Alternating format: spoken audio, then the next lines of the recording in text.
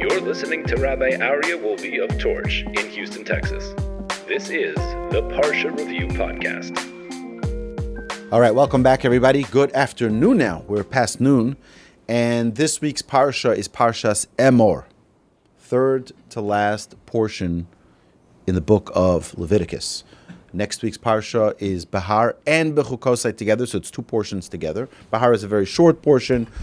And so here in this week's Parsha, by the way, today the 1st of May, is also the 14th of Iyar, which is exactly 1 month since Seder night, which is also called Pesach Sheni, which is discussed as well in this week's Torah portion. Pesach Sheni is the opportunity. We have a whole episode on this. You can find it in the Jewish Inspiration podcast.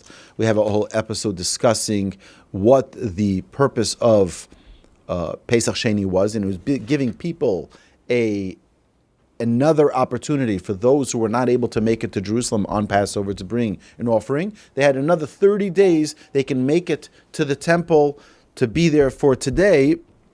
Back when there was a temple, hopefully it'll be rebuilt speedily in our days. Amen. Right. So what would happen? They would have another opportunity, and this is one of the great sources for the mitzvah of teshuvah, that Hashem says, I want you to come back. I want to give you another opportunity. And this is why we should always second chances. Today is the holiday of second chances. So if anybody ever failed, you hear this, Mark? If anybody ever failed, today is the day to go it over again. Try again. Don't be in despair. Don't give up hope. Don't say all hope is lost. It's not worth trying. Go for it again, because we always have second chances. So that's discussed in this week's Parsha. But then we get to something very interesting, which is the law of the Omer. The counting of the Omer. As we know, last night we counted the 29th of the Omer, which is 4 weeks and 1 day. And then, how does it define the day with which we count the Omer? Listen to the following. It's really surprising. Hashem commands to Moshe, saying, Daber el bnei Yisrael ve'omarta aleim ki savo la'oretz asher ani nosin lachem u'ktzartem es ketzira ve'heveisem es omer reishis ktzirchem alakoin. He says, when you come to the land that I promise you, what's that land? Yisrael. The land of Israel. And you will take your harvest, you shall bring an Omer offering from the first of your harvest to the Kohen. When does this begin?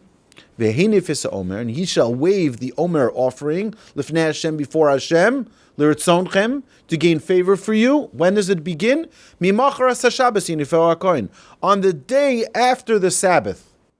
On the day after the Sabbath, yinifeu HaKohen. And then he continues to talk about that Omer offering. And then he says further, Usfartem lochem mimacharas HaShabbos, and you shall count for yourselves from the day after the Shabbos. Miyom aviachem es Omer atunufa, sheba shabbosos tmimos tiyena. From the day when you bring the Omer offering, that was waved, 7 weeks complete shall they be. So what's the commandment here? We're going to count for 7 weeks. 7 days for 7 weeks, which is 49 days, all the way leading us up to the receiving of the Torah at Mount Sinai. And we do this every year, beginning from Pesach all the way to Shavuot, which is only now 21 days away. 3 weeks from now, we're going to be celebrating the holiday of Shavuot. And what's the obligation here? The obligation to begin counting Mimacharas HaShabbos, from the day after Shabbos. This is not the first time that a specific day is chosen. We know the day of Pesach is very clearly told to us on the 14th day of the month of Nisan. We know Sukkot, we know Rosh Hashanah, we know Yom Kippur. Each one is given to us exactly the date. What do we have with the Omer? No, the day after Shabbos. Begin counting the day after Shabbos. Mimacharas HaShabbos. What is going on over here? Why is the Torah being so ambiguous and not giving us the day? Just tell us. Start on the 15th of the month of Nisan. No. Mimacharas HaShabbos. Mimacharas HaShabbos is a very, very odd way to describe a specific day of the calendar. The day after Shabbos. Tell me, the 15th of Nisan. Doesn't say that. What is Shabbos? So we know Shabbos is a day of rest. Shavas vayinofash. Hashem rested. Shabbos is a day of rest. But there's so much more to Shabbos than just a day of rest. Shabbos is a day of resting from physical pursuits, from creative labors. Yeah, that's prohibited on Shabbos. What are we supposed to do instead of physical labor? Spiritual pursuits, spiritual engagement. So Shabbos comes every week, and then Shabbos is out. What do we say after Shabbos? We say Havdalah, to differentiate between the holiness of Shabbos and the mundane of the weekday. We light a candle, the candle to differentiate between the holy and the unholy. We have a cup of wine to differentiate between the holy and the unholy. We bring in Shabbos with candles. We bring in Shabbos with a glass of wine. We take out Shabbos with candles, with two flames, which is specific. The candle, by the way, for Havdalah, needs to have two wicks. Typically, we light always a candle with one wick. On Saturday night, there's a Havdalah candle, specifically has two or more wicks. Why? Because you're connecting the fire of Shabbos to the fire of the weekday. It means you're carrying it on from Shabbos to the weekday. Shabbos is not meant to be a day in solitude. It's not meant to be a day which is just observed on its own. Shabbos is meant to carry us along for the coming week. We're supposed to be infused on Shabbos with holiness, with connection with Hashem, with family, with ourselves, with our neshama. And that's supposed to carry us along. Our sages tell us that Shabbos continues for 3 more days. The latest point when someone can recite the Havdalah is Tuesday night. Why? Because Shabbos is prolonged for 3 days. The effect of Shabbos, the holiness of Shabbos, shouldn't disappear the moment Shabbos is out, but rather it should stick to us. It should keep on keeping us inflated in our holiness for 3 more days. What happens then? When we had our Tuesday night classes, what would we do after our Tuesday night class? We would say Good Shabbos. Why? Because we already have the infusion of the new Shabbos coming in. It turns out that the whole week becomes infused with holiness.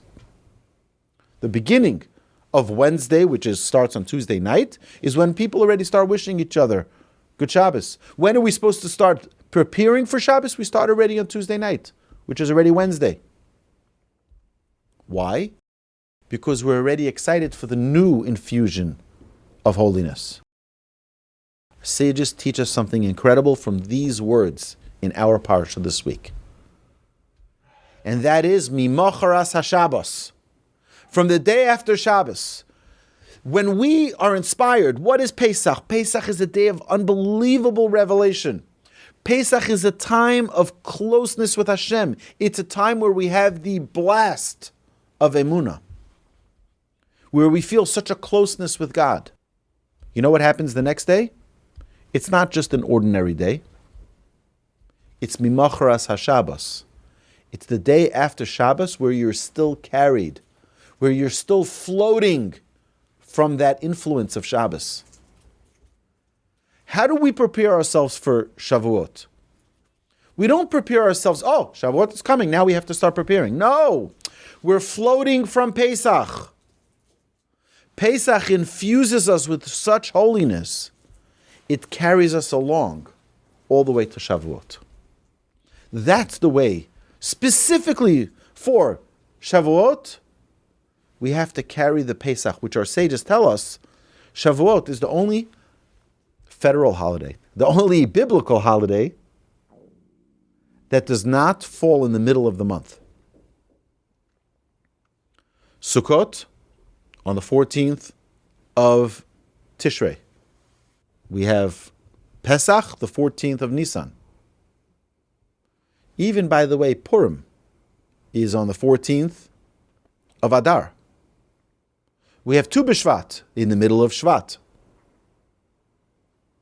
Why? Because the moon is the fullest. The Jewish people are the moon, reflecting the light of Hashem. The fullest moon. Shavuot is on the 6th of Sivan. Our sages tell us, no. Don't look at it like that. It's not really the 6th of Sivan that's Shavuot. It's a continuation of the whole holiday of Pesach. The holiday that started in the middle of the month is continuing all the way to Shavuot. That's why we count every day leading us up all the way to the holiday of Shavuot. Because what we're doing in essence is we're really continuing the influence from Pesach. My grandfather would say that the holiday, every holiday that we observe, is meant to carry us for an entire year, till the next time we observe it. Pesach, the emunah, that is infused into our bones, into our consciousness, into our subconsciousness, is meant to carry us an entire year. The infusion of commitment to Hashem that we display on Shavuot, the day we receive the Torah, which is really the engagement of us and God as one, should last for an entire year. The holiness of the day of Rosh Hashanah for an entire year. Yom Kippur the same, and Sukkot the same, and Chanukah the same. It's not meant for it to just be, now is the day after Shabbos, now I'm just back to normal. It should never ever be back to normal. It should be Mimacharas HaShabbos. It's the day after Shabbos, I'm still floating. I'm still on high from the Shabbos that was just yesterday. That's the way we need to carry over into Shavuos. We're almost going to be 21 days, 3 weeks from now. We're going to be in Shavuos. We have today being Pesach Sheni. We have in 4 days, we have Lag BaOmer. These are still more ways. It's like imagine the helium in a balloon. If you tie it carefully, the helium will last a while. That's what we're doing in a holiday. We're infusing that balloon, spiritual soul within us, that helium, and it'll last a year if we don't poke holes in it. If we don't untie it, it'll carry us all the way throughout the year. Hashem should bless us all, that we should merit, that we should continue to always be infused with the Torah that we learn, with the holidays that we observe, with the mitzvos that we merit to perform every single day. That it should keep on infusing us with holiness. And we shouldn't be a helium balloon that's being let out, that the air is being let out of it. But rather we should keep on infusing more and more into it through every mitzvah, infusing more into that helium balloon, into that spiritual soul, so that it can continue to carry us forever and ever. Amen. Have a great Shabbos, everyone. You've been listening to Rabbi Aryeh Wolbe on a podcast produced by Torch, the Torah Outreach Resource Center of Houston. Please help sponsor an episode so we can continue to produce more quality Jewish content for our listeners around the globe. Please visit torchweb.org to donate and partner with us on this incredible endeavor.